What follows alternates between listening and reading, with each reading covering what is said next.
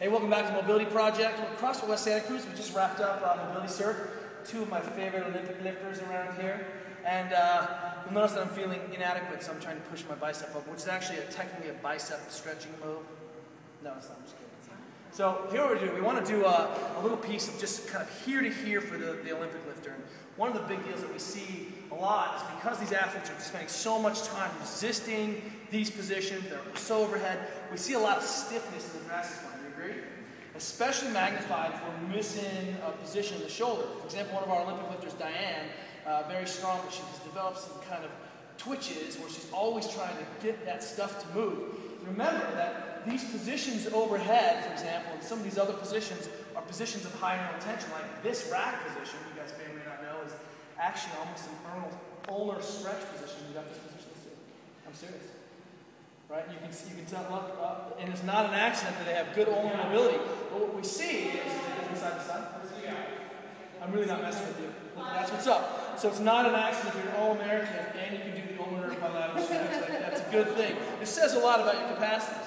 But one of the things that happens is you get stiff here to here, you end up tying down that thoracic spine, you miss some of that neural excursion because this ends up being a sink of kind of thoracic slack, for lack of a better word. And so suddenly any of that other stuff, you start to steal it from the wrist and kind of have some problems. So what we're going to do today is talk about some really nasty ways, level 5 judo ways, of getting into that tight upper back. So look, here's the problem, right?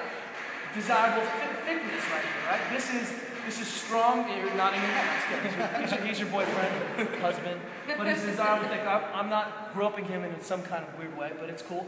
So what you're going to see though is that it's going to take a lot to make some change in here. So let's grab the double lacrosse ball on your back. Okay.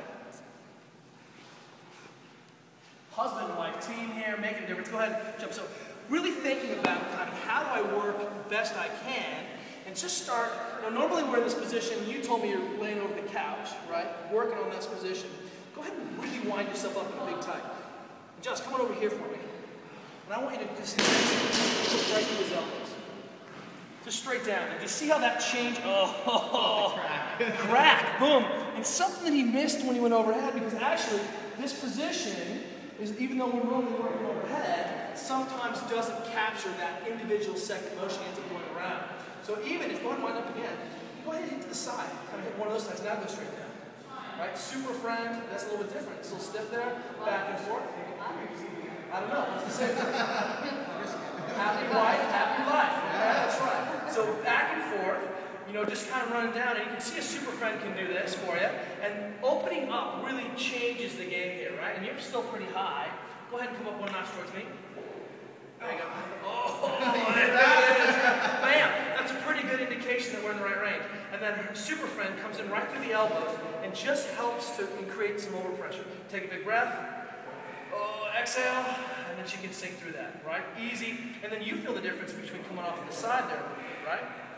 If something's nervy or weird, get off it. If it's so easy, you're sinking to the floor, get off it. But what we're doing is, hey, I have serious Olympic lifters who get stiff through here. So on your back, stay there for me. One of the things you could do by yourself is ball slams. It's going to just hurt for a second, right? Oh, no, just kidding. But you can take that ball and get a little pressure over that shoe, and that maybe just gives you a little bit different input, yeah?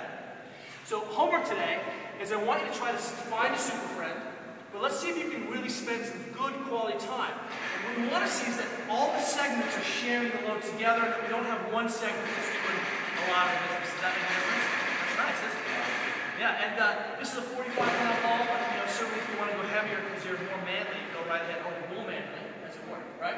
Second is that we were talking about, hey, the neck of the Olympic lifting athlete gets short and tight. And if I'm short in the front, it's going to limit pulling the first rib, limit overhead positioning. The thing we don't talk a lot about is heavy trap work. Because we're doing so much pulling, we're doing so much pulling back, and then there's